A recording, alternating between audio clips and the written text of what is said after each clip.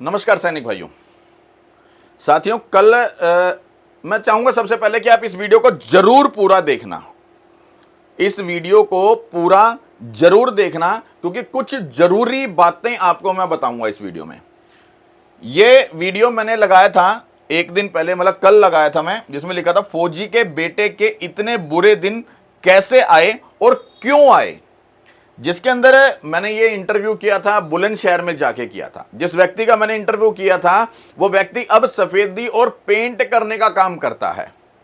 उसने मुझे बताया था कि मेरे पिताजी सेना में थे, सेना से वो रिटायर्ड हुए। रिटायर्ड होने के बाद जब उनका देहांत हुआ तो जो उनकी पेंशन बनती थी वो उनकी माताजी को मिलनी थी और वो माताजी को नहीं मिली। माताजी को पेंशन दिलवाने के नाम पे कोई व्यक्ति है, मैं बताऊंगा, सारी चीजें बताऊंगा, उनका नाम भी। कोई व्यक्ति है जिन्होंने मुझसे 25,000 रुपए की ठगी कर ली है और 25,000 रुपए उन्होंने बताया था कि किस्तों में दिए हैं और कुल मिलाकर के 25,000 होता है। 25,000 रुपए लेने के बाद अब वो मुझे समय नहीं देते। उनका साफ ये कहना है कि तुम मेरे पास मत आया करो, मैं तुम्हें कोई पैसे नहीं दूंगा। मतलब कुल मिला के इस तरह की बातें थी।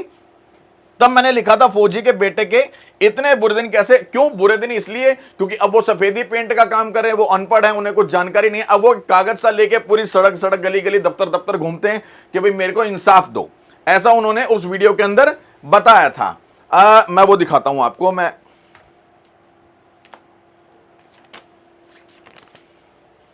ये वो कागज है जो खुद, जिनका नाम है रविंदर, जिनका इंटरव्यू मैंने किया था। मैं ये देखिए, मेरे इस तरफ राम लखन जी हैं और ये रविंदर इनका नाम है। ये वो व्यक्ति है जिन्होंने मुझे बताया था कि मेरे साथ 25,000 रुपए की ठगी हुई है। और ठगी इन्होंने जो नाम लिया था,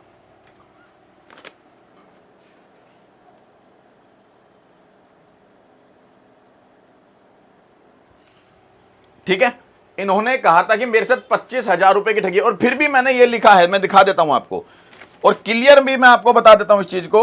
देखिए यहां पर लिखा है, इस वीडियो में दिए गए विचारों की पुष्टि हमारा चैनल नहीं करता है, व्यक्ति के अपने विचार हैं। और मैं फिर साफ तौर पर कह देना चाहता हूं कि अगर जब हम चैनल, कोई भी मीडिया वाला, सिर्फ मैं नहीं, कोई भी मीडिया वाला जब किसी का इंटरव्यू करता है तो ये उसके विचार नहीं है। मैं इस चीज की पुष्टि नहीं कर रहा हूं कि सामने वाला व्यक्ति सही कह रहा है या झूठ कह रहा है। अक्सर प्रधानमंत्री जी तक को गाली दी जाती है, प्रधानमंत्री जी तक को लुच्चा लफंगा चोर कह देते हैं लोग, कहने वाले।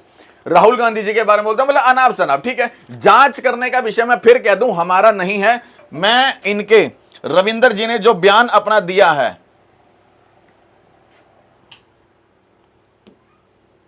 ये रविंदर जी ने अपना जो बयान दिया है, मैं उस बयान की पुष्टि या हमारा चैनल उसकी पुष्टि नहीं कर रहा है कि ये सही है या गलत है, या इनका आरोप जो है वो सही है या गलत है। हाँ, हालांकि इनका ये आरोप जरूर है और इस आरोप के अंदर भी इन्होंने ये लेटर बनाया है, चिट्ठी बनाई है और इन्होंने कहा था कि जब हम थाने में गए तो थाने वालों ने भी रिसीविंग करने से मना कर दिया। और इसके अंदर लिखा है कि 25,000 रुपए मेरे से ठगे गए हैं। माता जी की पेंशन शुरू करवाने के नाम पर 25,000 रुपए हड़पने के संबंध में प्रार्थना पत्र। और ये श्रीमान थाना प्रभारी, थाना कोतवाली देहात, जनपद बुलंदशहर, ये लिखा हुआ है इन्होंने। और लेकिन इसके ऊपर किसी भी प्रकार की थाने की मोहर नहीं है। जब मैंने पूछा कि थाने की मोहर क्यों नहीं, तो उन्होंने कहा कि थाने वालों ने रिसीविंग करने से भी मना कर दिया। खैर, ये इनका अपना पक्ष था कि मेरे को 25,000 रुपए ठगे हैं। अब मैं आपको दूसरे व्यक्ति का पक्ष भी बताता हूं क्योंकि अब मेरा उनसे भी संपर्क हुआ है और दिखाता हूं मैं आपको।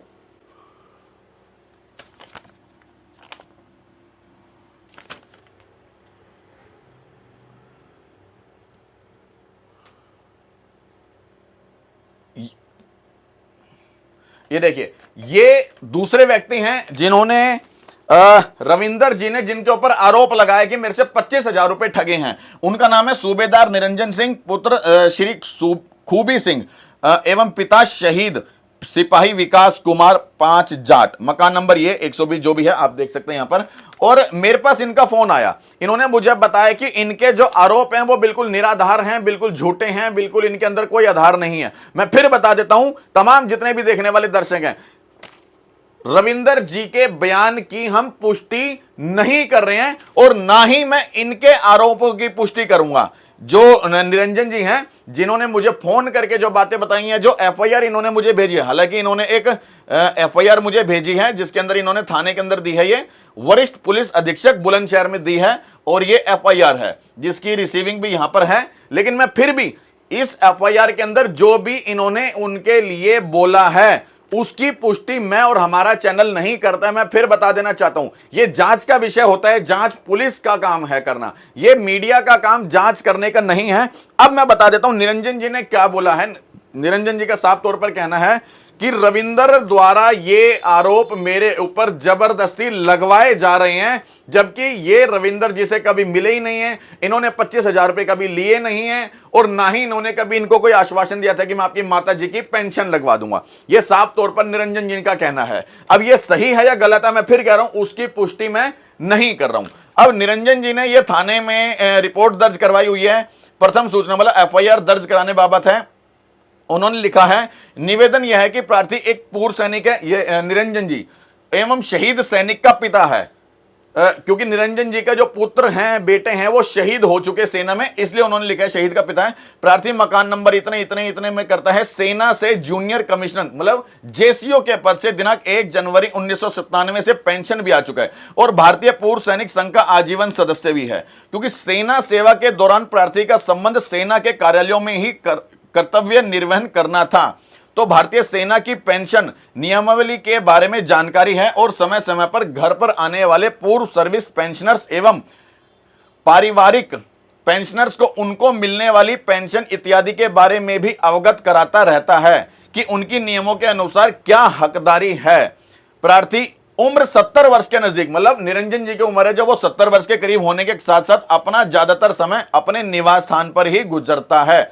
श्रीमान जी, हमारे जनपद में कुछ पूर्व सैनिक द्वारा एक व्हाट्सएप ग्रुप जिसका नाम ABPSSP BSR है संचालित कर रखा है, जिसमें करीब 244 सदस्य हैं जो अपने विचार ग्रुप के माध्यम से आपस में साझा करते रहते हैं, परंतु प्रार्थी उपरोक्त संचालित व्हाट्सएप ग्रुप का सदस्य नहीं है। श्रीमान जी का यह कहना है, निरंजन जी का यह कहना है कि मैं इस ग्रुप का सदस्य नहीं हूं, अर्थात किसी भी प्रकार की भागीदारी उस व्हाट्सएप ग्रुप में मैं नहीं करता, मैं उस ग्रुप में नहीं हूं, तो मेरी कोई भी भागीदारी ग्रुप में नहीं है। तीसरा, श्रीमान, उस व्हाट्सएप ग्रुप के माध्यम से सभी भागीदार सदस्यों को नरेंद्र चौधरी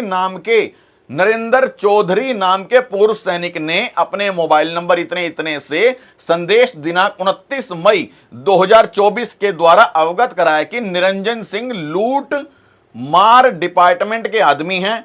दूसरे संदेश में लिखा कि निरंजन सिंह बहुत बड़ा बदमाश, बदतमीज और लूटिंग पेंटिंग वाला आदमी है, इसकी आंखों की शर्म मर चुकी है, फौजी की विधवाएं इसके पास किसी काम के लिए आती हैं तो उनको अकेले आने के लिए बोलता है, इसका मतलब चरित्र हंता भी है, छल कपट बेईमानी इसकी रग रग में घुसी हुई है, ऐसा व्यक्ति कोई भी समाज का भला कैसे कर सकता है। उसका व्हाट्सएप ग्रुप ये देखिए के लिए संदेश के लिए स्क्रीनशॉट की छाया प्रति इस प्रार्थना पत्र के साथ आपके साथ लगा रहा हूं। मतलब इन्होंने भी साफ तौर पर लंबे चौड़ा लिख दिया है थाने में एफआईआर कटाई की व्हाट्सएप कोई ग्रुप है, उस ग्रुप के अंदर किसी व्यक्ति ने, किसी फौजी भाई ने ये लिखा है कि ये बदमाश है, लुच्चे हैं, जो भी आरोप लगाए हैं, और उसकी भी प्रतिलिपि इसके साथ में उन्होंने ये लगाई है। राम लखन जी हैं, राघव, निरंजन सिंह हमारे ग्रुप में नहीं है, परंतु वो सलामी में थे इसलिए सैनिक होने के नाते नाम डाल दिया।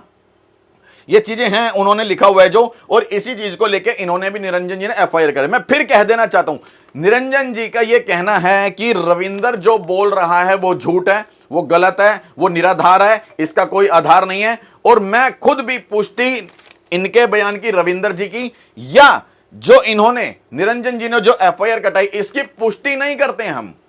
मैं सिर्फ आपको जानकारी भर दे रहा हूं। मैं वही चीज बार बार बताता हूं, अगर हम कोई भी वीडियो बना रहे हैं, कोई भी खबर बना रहे हैं, अगर सामने वाला व्यक्ति इंटरव्यू दे रहा है तो वो उसके अपने विचार हैं, जिसकी पुष्टि मैं नहीं कर रहा हूं कि वो सच है या झूठ है, वो उसके अपना है, उसकी जांच पुलिस करेगी। अक्सर हम लोग इंटरव्यू करते हैं, मेरे को बहुत सारे लोग कहते हैं हमारे को इंटरव्यू देते समय, क्योंकि पत्रकार हूं मैं, हमारा एक मंच है, हमारा मीडिया का काम है मीडिएटर, इधर की बात भी उठाना, उधर की बात भी उठाना, तो दोनों पक्षों का, दोनों पहलुओं की मैंने बात आपको बताई है। ये रविंदर जी का पहलू था जो मैंने आपको बताया पहले इस वीडियो के अंदर। ये रविंदर जी जिन्होंने अपना पहलू बताया कि मुझसे 25,000 रुपए ठग लिए। ये उनकी एफआईआर है। ये उनकी एफआईआर है निरंजन जी की, जो साफ तौर पे कह रहे हैं कि मैंने कोई 25,000 रुपए ठगे, लेकिन एफआईआर के अंदर यह है कि इन्होंने कोई व्हाट्सएप ग्रुप बनाया है जिसको लेके मेरे ऊपर अनाप शनाप आरोप लगाए हैं। ठीक है, उसकी जांच करना, मैं फिर कह रहा हूं, ये पुलिस का काम है। और मैं भी निवेदन करूंगा पुलिस महोदय से, जहां पर यह एफआईआर कटी है वरिष्ठ पुलिस अधीक्षक बुलंदशहर से, कि इस मामले में निष्पक्ष तरीके से जांच की जाए और जो दोषी है उसके ऊपर कड़ी कार्रवाई की जाए। क्यों? क्योंकि कहीं ना कहीं एक फौजी बदनाम होता है तो हमारा पूरा क्योंकि एक फौजी अगर बदनाम हो रहा है तो मान के चलो एक ऐसा महकमा बदनाम हो रहा है जो बिल्कुल पवित्र है। सेना का जो महकमा है वो बिल्कुल पवित्र, मैं अपने आप में कहता हूं कि मेरे हिसाब से वो बिल्कुल पवित्र है। क्यों? क्योंकि सेना के ऊपर हम लोग आंख बंद करके गर्व करते हैं, आंख बंद करके। वो निस्वार्थ भाव से बंदा खड़ा होकर के बॉर्डर पे हमारी रक्षा करता है तो हम उसे बिल्कुल पवित्र महकमा कहूंगा मैं। और ऐसे महकमे के ऊपर यदि दाग लगता है, फिर चाहे वो निरंजन जी गलत है या रविंदर गलत है या ये व्हाट्सएप ग्रुप में मैसेज भेजने वाला जो भी व्यक्ति है वो गलत, जो भी व्यक्ति गलत है उसके ऊपर कड़ी कार्रवाई हो, ताकि उसको एहसास हो कि मैंने गलत किसी के ऊपर आरोप लगाए हैं। मैं फिर कह रहा हूं, आरोप निरंजन जी लगा रहे हैं वो गलत हैं, या रविंदर जी ने आरोप लगाए हैं वो गलत है, उसकी प्रमाणिकता मैं नहीं कर रहा हूं, सही किसने लगाए हैं या झूठ कौन है। लेकिन हां, आरोप क्या लगाए हैं, रविंदर जी ने ये आरोप लगाए हैं निरंजन जी पे 25,000 रुपए के, और निरंजन जी ने ये एफआईआर कटाई कि मेरे लिए व्हाट्सएप ग्रुप के अंदर अनाप शनाप जो बोला गया वो बिल्कुल गलत है और उनके खिलाफ एफआईआर है। अब मामले की जांच होगी, क्या जांच के अंदर क्या निकलेगा, क्या पता लगेगा कौन सही था कौन गलत था, वो तो बाद की बात है। और जब पता लगेगा मैं आपको वो तक भी पहुंचाऊंगा। बस ये बताने का उद्देश्य था कि कोई भी इंटरव्यू देता है तो वो अपने विचार व्यक्त करता है, और वो मैं चैनल के नीचे लिखता हूं, किसी भी को देखना हो तो वो देख सकता है। ये देखिए, ये देखिए, इस वीडियो में दिए गए विचारों की पुष्टि हमारा चैनल नहीं करता है, व्यक्ति के अपने विचार हैं और यह सच्चाई है। कोई भी मीडिया वाला उसकी गारंटी नहीं लेता कि यह सही बोल रहा है, नहीं, ये उसके सामने वाले के अपने विचार होते हैं, वो अपने विचार रखता है। मीडिया का काम है मीडिएटर, इधर की आवाज भी उठाना और उधर की आवाज भी उठाना, उसी का नाम है निष्पक्ष तरीके से। और अगर मैं सिर्फ रविंदर जी की आवाज उठाई थी, जैसे मैंने वीडियो बनाया, उनकी आवाज उठा देता और कोई ना दिखाता, निरंजन जी का ना दिखाता, तो वो एक पक्ष हो जाता। लेकिन मैंने यहां पर इस वीडियो में दोनों पक्ष आपको दिखाए हैं। बाकी इस पूरे मामले को आप किस तरीके से देख रहे हैं वो भी कमेंट बॉक्स में जरूर बताना, और साथ ही साथ जय हिंद जरूर लिखना कमेंट के अंदर। जय हिंद, जय भारत, वंदे मातरम।